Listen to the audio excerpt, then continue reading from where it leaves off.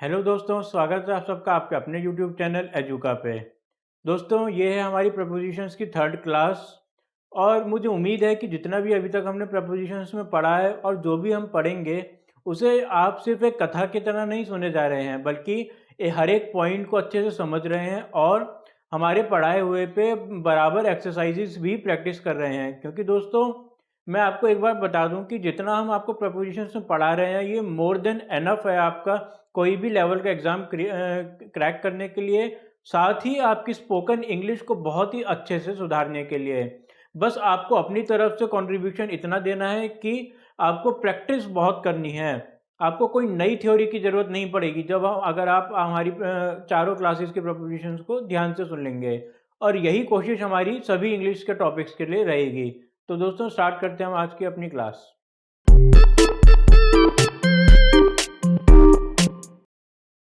तो दोस्तों, अगर हम देखें कि रीड, जब हम कुछ भी रीड कर रहे हैं, स्टडी कर रहे हैं या रिसर्च कर रहे हैं किसी टॉपिक के ऊपर, किसी सब्जेक्ट के ऊपर या किसी भी मैटर के ऊपर, अगर हम रीड कर रहे हैं, स्टडी कर रहे हैं या रिसर्च कर रहे हैं, तो इन सभी केसेस में ऑन आएगा बीच में। जो हमारा फिक्स प्रपोजिशन है ऑन हो जाएगा। रीड ऑन टॉपिक और एनी सब्जेक्ट और मैटर, और स्टडी या रिसर्च ऑन टॉपिक्स और सब्जेक्ट। जैसे कि एक एग्जांपल लेते हैं, he is doing research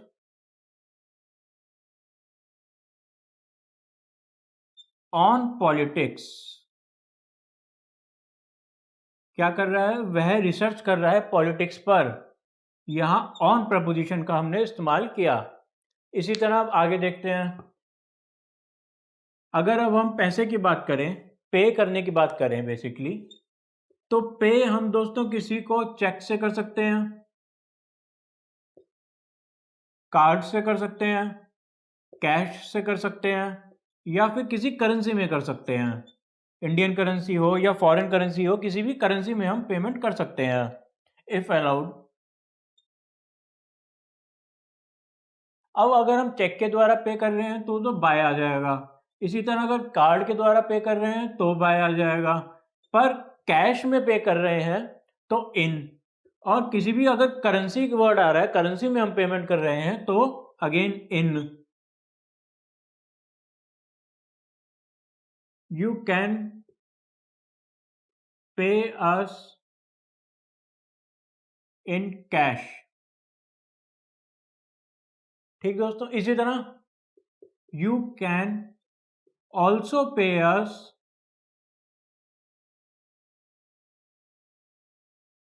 by check. ध्यान देना दोस्तों, चेक लगाते ही इन नहीं, बाय लगाया है हमने, क्योंकि चेक और कार्ड के लिए बाय आता है और कैश के लिए इन आता है। अच्छा, अब आगे देखते हैं। अब हम मान लेते हैं किसी से हम बहुत गुस्सा हैं, यानी कि एंग्री हैं, या फिर किसी से एनॉय हो चुके हैं हम बहुत ही ज़्यादा, किसी से तंग आ गए हैं हम। एनॉय हैं या एंग्री हैं, दोनों ही केसेस में दोस्तों, अगर हम किसी पर्सन से एंग्री या एनॉय हैं तो विद आएगा, और अगर हम किसी मैटर के ऊपर हैं, किसी भी टॉपिक के ऊपर या किसी मैटर के ऊपर हम जो गुस्सा हैं या इरिटेट हो गए, तंग हैं, तो एट आएगा। He is very angry on you, sorry, he is very angry with you. Person है इसलिए हमने विद लगाया। I am annoyed at your mischief और at your misbehavior। ध्यान देना दोस्तों, यू जरूर यू हमें योर के तरह लिखा के फॉर्म में आ रहा है, हमें तुम नहीं आ रहा, तुम्हारा बिहेवियर। तो अगेन हमने क्या बोला कि जब भी पर्सन की बात की ऊपर तो हमने विद लगा दिया, और जब हमने नीचे किसी मैटर की बात करी, मैटर क्या है? तुम्हारा बिहेवियर मैटर है, इधर तुम्हारा बिहेवियर है मेरी परेशानी की वजह। तुम हो या नहीं वो अलग मैटर है, तुम्हारा फिलहाल तुम्हारा जो ये गलत व्यवहार है मेरे प्रति, ये मुझे तंग कर रहा है।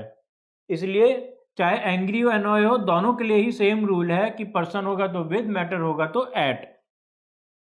अच्छा दोस्तों, अब जो आस्क वर्ड है इसका क्या मतलब होता है?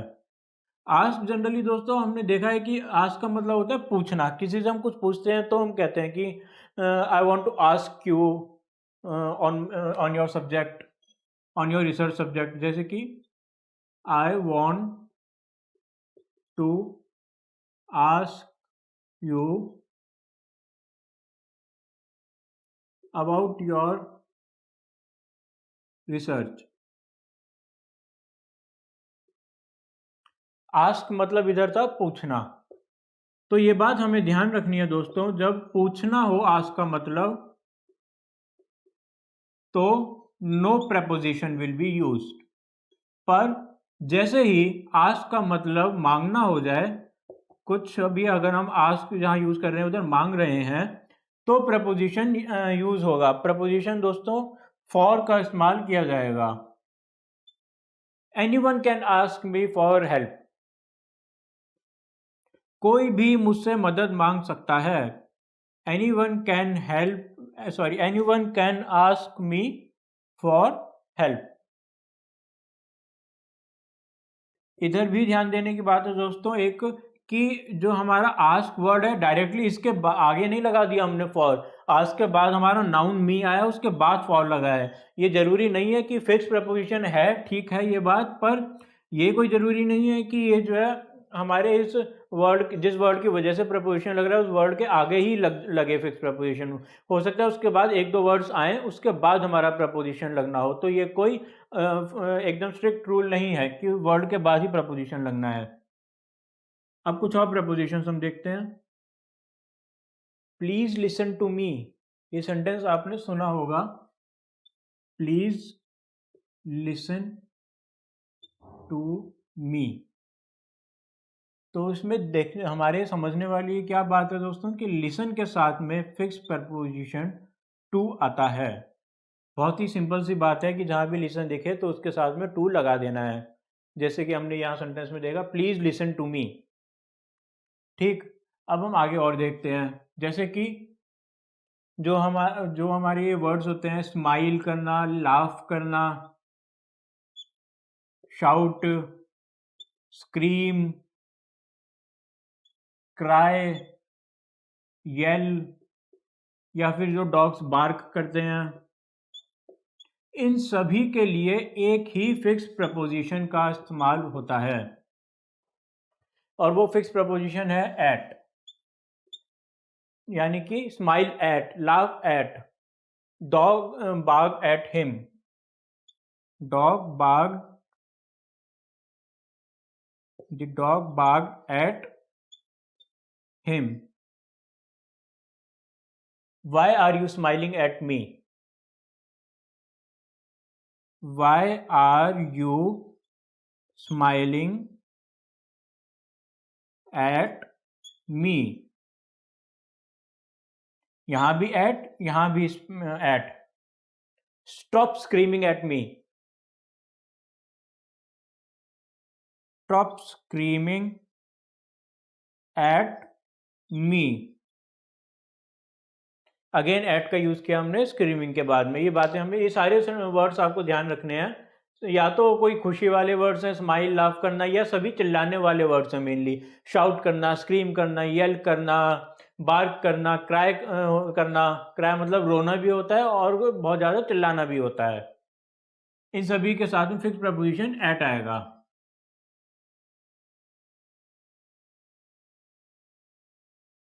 आंसर या फिर रिप्लाई। अब रिप्लाई और जो आंसर है, इन दोनों के साथ में टू फिक्स प्रपोजिशन आएगा। Please answer to my call.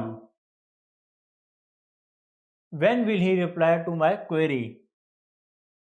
When will he reply to my query. ध्यान देना है कि आंसर, यहाँ हमने आंसर के बाद भी टू लगाया, रिप्लाई के बाद भी टू लगाया, बट रिवर्ट जो वर्ड है इसके साथ में कोई प्रपोजिशन का इस्तेमाल नहीं होता। रिवर्ट का क्या मतलब है दोस्तों? पलट के जवाब देना। मान लीजिए मैंने कोई क्वेश्चन, मैंने उससे कुछ लिख कर दिया था, एक लेटर दिया उसे, तो उसने मुझे जवाब दिया मेरे लेटर का। जैसे हम कह भी रहे हैं कि रिप्लाई, कि भाई जो मैंने तुम्हें क्वेरी भेजी थी उसका जवाब दो मुझे, इसी तरह रिवर्ट हो गया कि पलट के एक मुझको जवाब देना। जनरली रिवर्ट थोड़ा एंग्री सेंस में यूज होता है रिप्लाई के कंपैरिजन में, पर जब भी रिवर्ट यूज होगा तो हमें कोई प्रपोजिशन का यूज नहीं करना है उधर। अब और देखते हैं काउंट, बैंक। बैंक का दोस्तों वैसे तो मतलब होता है जहां हम पैसे जमा करते हैं, पैसे निकालते हैं जहां से, पर बैंक का, और एक बैंक का मतलब हो गया नदी का किनारा, वो भी एक बैंक है। पर यहां हम दोनों ही बैंकों की बात नहीं कर रहे हैं, यहाँ एक तीसरा बैंक है। काउंट वैसे तो गिनती करना होता है, पर यहाँ काउंट का मतलब भी दूसरा है। काउंट और बैंक का मतलब है यहाँ रिलाय करना, किसी के ऊपर डिपेंड करना, किसी पे भरोसा करना। तो इन सभी के लिए ऑन फिक्स प्रपोजिशन का इस्तेमाल किया जाता है। जब काउंट का मतलब भरोसा करना होगा, या बैंक का मतलब भरोसा करने की जगह पे इस्तेमाल किया जाएगा, और रिप्लाई और डिपेंड का मतलब तो होता ही भरोसा करना है, तो ऑन फिक्स प्रपोजिशन का इस्तेमाल किया जाएगा। You can always count on me, मतलब ये नहीं कि तुम मेरी गिनती करना शुरू कर दो, मतलब कि तुम हमेशा मुझ पर भरोसा कर सकते हो। और काउंट लिखते ही ऑन लगा दिया गया इधर preposition. He depends on her for every problem, वह उस पर निर्भर रहता है हर परेशानी के लिए अपनी। अब तो यानी कि हमने समझ लिया कि काउंट हो, बैंक हो, रिलाय हो, डिपेंड हो, चारों के साथ ही ऑन फिक्स प्रपोजिशन का यूज होगा। अब कलर की हम बात करते हैं। जब भी कलर हम देखेंगे, कोई red, green, yellow, blue, red, तो इस सबसे कलरों से पहले हम इन लगा देंगे। Write your answers in blue ink, नीली स्याही में अपने आंसर्स को लिखें। तो जैसे ही हमने कलर देखा, हमने कलर से पहले इन का यूज कर दिया। अब कुछ और प्रपोजिशंस देखते हैं। बिवेयर ऑफ डॉग्स, बहुत जगह हमने ये लाइन देखी ही होगी। या फिर बिवेयर ऑफ थीव्स, चोरों से सावधान रहें, कुत्तों से सावधान रहें, ये लाइन हमने सुनी है। और नोटिस किया होगा कि जब भी बिवेयर आ रहा है तो ऑफ प्रपोजिशन का इस्तेमाल हो रहा है, क्योंकि बिवेयर के साथ में फिक्स प्रपोजिशन ऑफ का इस्तेमाल किया जाता है। तो ये हमारा हो गया एक और फिक्स प्रपोजिशन कि बिवेयर के साथ में ऑफ फिक्स प्रपोजिशन का इस्तेमाल किया जाता है। अब अगला देखते हैं, प्राउड। प्राउड ऑफ, प्राउड के साथ दोस्तों हमेशा प्राउड ऑफ इस्तेमाल किया जाता है, फिक्स प्रपोजिशन है ये भी। पर प्राइड आते ही इन का इस्तेमाल किया जाएगा, ये भी फिक्स प्रपोजिशन है। जैसे कि she takes a lot of pride in her beauty, वह अपनी खूबसूरती में बहुत ही गौरवान्वित महसूस करती है। प्राइड इन आया। He is proud of his mother, वह अपनी मदर के लिए बहुत प्राउड महसूस करता है। प्राउड के साथ में हमने ऑफ यूज किया, प्राइड यूज करते ही हमने इन यूज किया। तो ये दोनों हमारे फिक्स प्रपोजिशन है। प्राउड, प्राइड, दोनों को आपस में मिक्स नहीं कर देना है। प्राउड और प्राइड अलग अलग है, दोनों के साथ अलग अलग प्रपोजिशन है। प्राउड के साथ ऑफ, प्राइड के साथ इन। अब इसी तरह ही बिलीव, ट्रस्ट, फेथ, तीनों के साथ में ही फिक्स प्रपोजिशन का इस्तेमाल किया जाएगा इन। हैव फेथ इन गॉड, सुना भी होगा ये तो आपने। हैव फेथ इन गॉड, भगवान पे भरोसा रखो। आई डोंट बिलीव, सामने से क्या जवाब आ रहा है, मुझे भगवान पे भरोसा नहीं है। I don't believe in God. Faith हो, बिलीव हो, ट्रस्ट हो, तीनों के साथ में ही इन का इस्तेमाल हम करेंगे। अब इसी से ही मिलता जुलता, जब हमने बिलीव, ट्रस्ट, फेथ के बारे में पढ़ लिया है, तो फेथफुल की बात करेंगे अब हम। फेथ अलग है, फेथफुल अलग है दोस्तों, ये बात हमें ध्यान रखनी है। फेथ हमने पढ़ लिया, इन आ रहा था, अब हम बात कर रहे हैं फेथफुल, ऑनेस्ट, डेडिकेटेड, लॉयल। इन चारों के साथ में भी टू का प्रयोग किया जाएगा। उसकी तरह बिलीव, ट्रस्ट, फेथ की तरह इनका नहीं, फेथफुल, ऑनेस्ट, डेडिकेटेड, लॉयल के लिए टू का प्रयोग किया जाएगा। Dog is faithful to his owner, अपने मालिक के लिए कुत्ता बहुत ही वफादार है या लॉयल है। Dog is loyal to his owner. Employees should be loyal to, again to का यूज किया हमने, लॉयल टू देयर कंपनी। जिस भी कंपनी में एम्प्लॉयज काम कर रहे हैं, उस एम्प्लॉय की तरफ, उस कंपनी की तरफ एम्प्लॉयज को लॉयल होना चाहिए, या फिर ऑनेस्ट होना चाहिए, फेथफुल होना चाहिए, डेडिकेटेड होना चाहिए उस कंपनी के लिए। चाहे वर्ड कोई भी हो, इन चारों में से आएगा टू ही। ठीक है दोस्तों, अब और एक और प्रपोजिशन देखते हैं हम, close, next, opposite. Close, next, opposite, तीनों के लिए ही, चाहे क्लोज हो, नेक्स्ट हो, अपोजिट हो, टू का यूज करेंगे। Temple is close to my house, to use किया हमने। Library is next to my office या अपोजिट टू माई ऑफिस, तीनों ही वर्ड्स के साथ फिक्स प्रपोजिशन टू का यूज हम कर रहे हैं। एफपी मतलब फिक्स प्रपोजिशन, अगर आपने हमारी लास्ट क्लास अटेंड नहीं करी तो।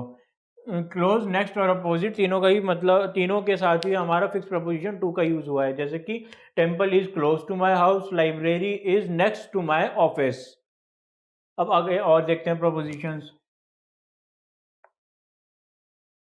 अब एम दोस्तों वर्ब की तरह भी इस्तेमाल किया जा सकता है और नाउन की तरह भी इस्तेमाल किया जा सकता है।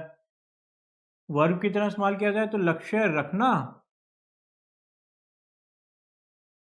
और अगर नाउन की तरह इस्तेमाल किया जाए तो लक्ष्य। ज़्यादा अंतर नहीं है दोनों में, बस इस्तेमाल का अंतर है। जब वर्ब की तरह इस्तेमाल किया जा रहा है तो फिक्स प्रपोजिशन दोस्तों लगेगा एट, और जब नाउन की तरह इस्तेमाल किया जाएगा तो फिक्स प्रपोजिशन दोस्तों लगेगा on. He always aims at getting profit in his business. क्या बोला हमने? He always aims at का यूज किया हमने इधर, getting profit in business। अब अगर हम इसको नाउन की तरह इस्तेमाल करेंगे, aim of my life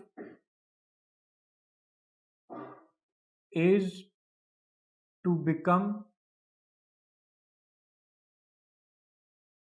teacher. यहां हमने ऑन लिख दिया दोस्तों, ऑफ आना था। जब इसको नाउन की तरह यूज़ किया जाएगा तो ऑफ का प्रयोग किया जाएगा। The aim of my life is to become teacher. इधर एट आया क्योंकि इधर हमने इसको वर्ब की तरह इस्तेमाल किया, और जब हमने नाउन की तरह इस्तेमाल किया तो हमने ऑफ लगा दिया। आगे बढ़ते हैं दोस्तों। अब अगर हम बात करें एक्विट की, एक्विट का सबसे पहले तो मतलब क्या होता है दोस्तों? एक्विट का मतलब होता है दोष मुक्त हो जाना। मान लीजिए आपको किसी जुर्म में आपके ऊपर कोई आरोप लगा था, पर अब आप कोर्ट से आपने सुना होगा बाइज्जत बरी हो जाना, उसे कहा जाता है इंग्लिश में एक्विट।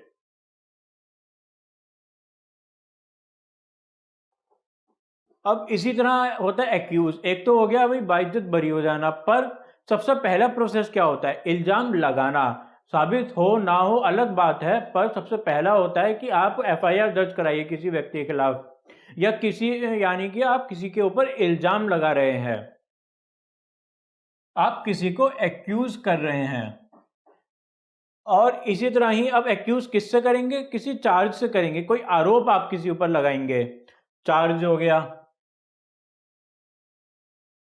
तीनों ही केसेस में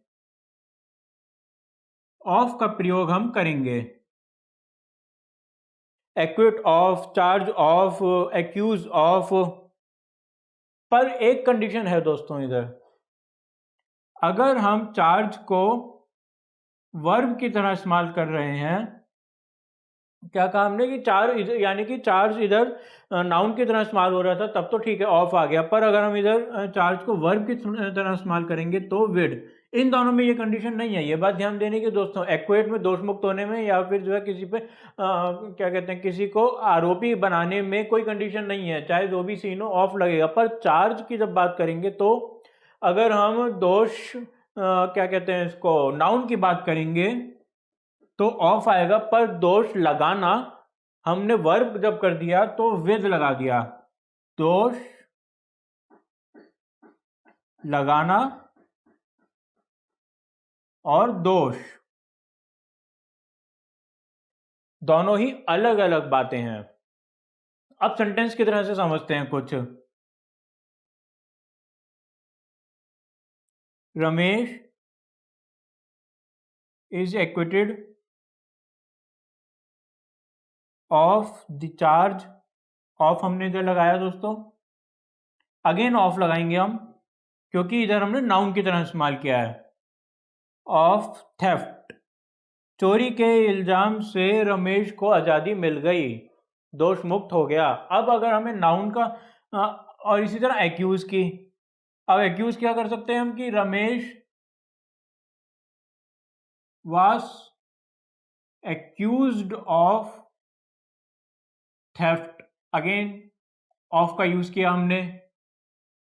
अगर चार्ज का इसमें हम कोशिश करें कि हम वर्ब बनाना चाह रहे हैं चार्ज के साथ में, तो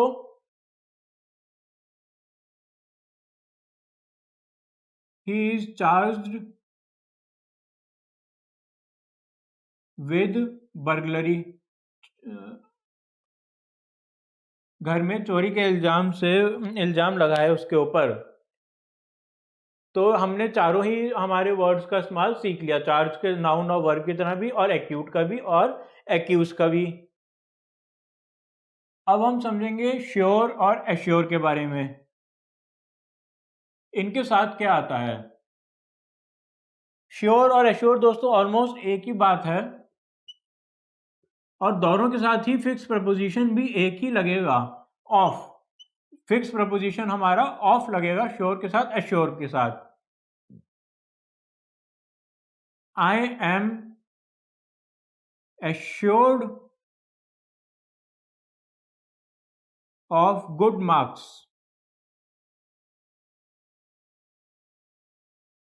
आर यू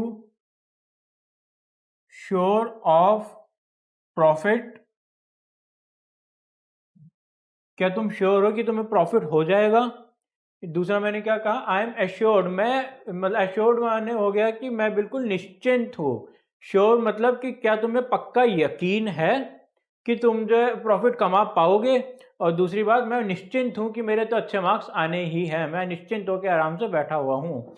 चाहे दोनों कुछ भी हो, श्योर या एश्योर, हमें बात फिलहाल ये बात ध्यान में रखनी है कि फिक्स प्रपोजिशन ऑफ आएगा दोनों के साथ में। अब इसी तरह कुछ लोग होते हैं दोस्तों जो अपनी बहुत बड़ी बड़ी बातें करते हैं अपने बारे में।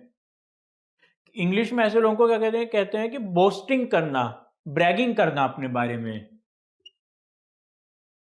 बढ़ा चढ़ाकर जो बातें की जाती हैं इंग्लिश में उन्हें बोस्ट और ब्रैग कहा जाता है, और दोनों ही के साथ फिक्स प्रपोजिशन ऑफ का यूज किया जाएगा। He boasts of his richness, या फिर he brags a lot of his intelligence.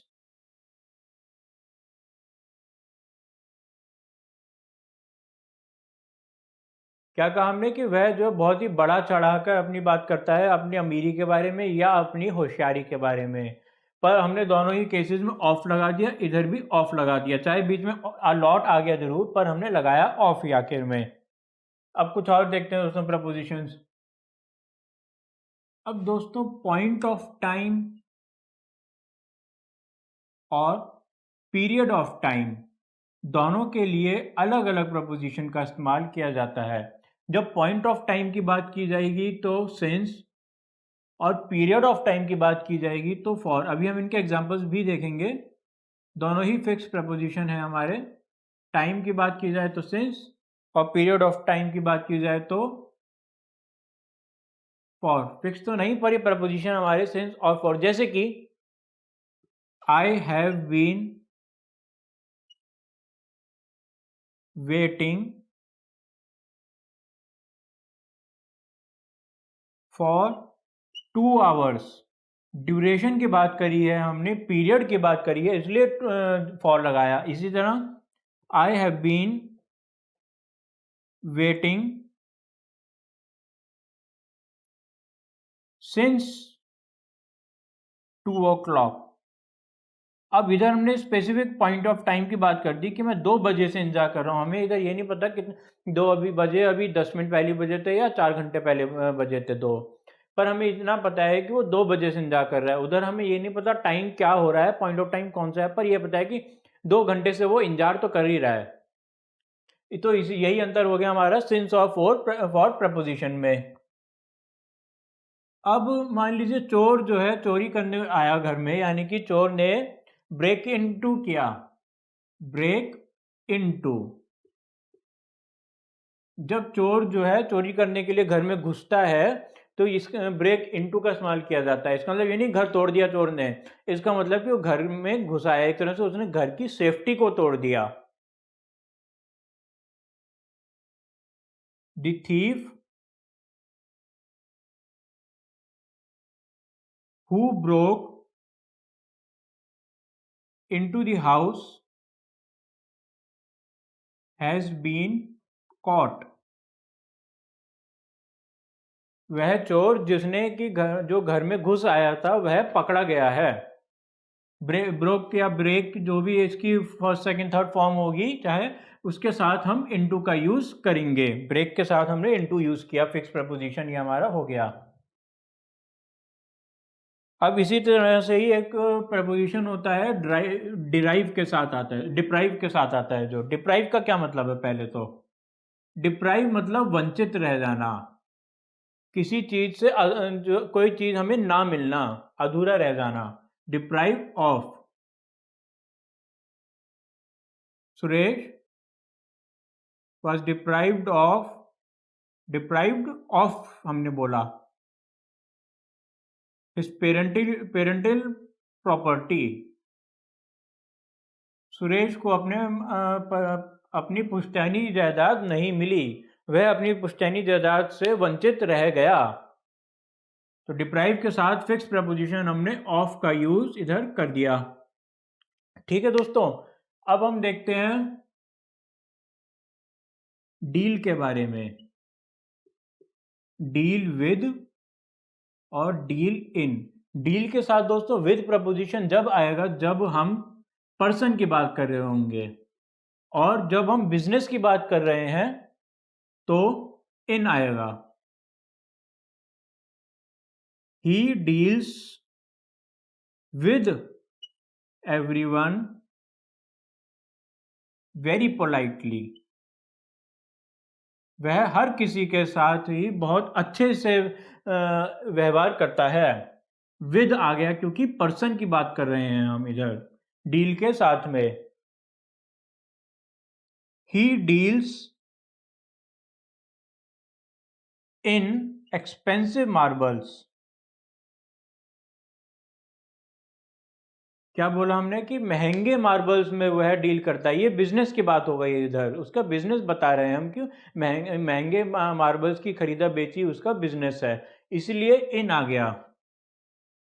तो ये भी हो गया दोस्तों हमारा प्रपोजिशन। ये आखिरी प्रपोजिशन था दोस्तों आज का। बाकी हम पढ़ेंगे कल एडवांस्ड लेवल के प्रपोजिशन। जितने भी बच्चे ग्रेजुएट रिलेटेड एग्जाम्स देना चाहते हैं और या फिर हायर लेवल के एग्जाम्स जो देना चाहते हैं या जिन्हें अपनी इंग्लिश बहुत अच्छी करनी है, वो कल की क्लास मिस ना करें प्रपोजिशंस की, क्योंकि कल हम अपनी आखिरी क्लास में हायर लेवल के प्रपोजिशंस पढ़ने जा रहे हैं। अच्छा, मैं उम्मीद करता हूँ कि अभी तक हमने जो भी कुछ पढ़ा है प्रपोजिशंस में आपको अच्छे से समझ में आ गया होगा। और फिर भी अगर आपके मन में कोई डाउट रह जाता है तो आप हमें कमेंट सेक्शन में ज़रूर बताएं कि किस तरह से हम आपकी और हेल्प कर सकते हैं। और साथ ही दोस्तों, अगर आपको हमारी आज की क्लास पसंद आई तो वीडियो पे लाइक और शेयर करना ना भूलें।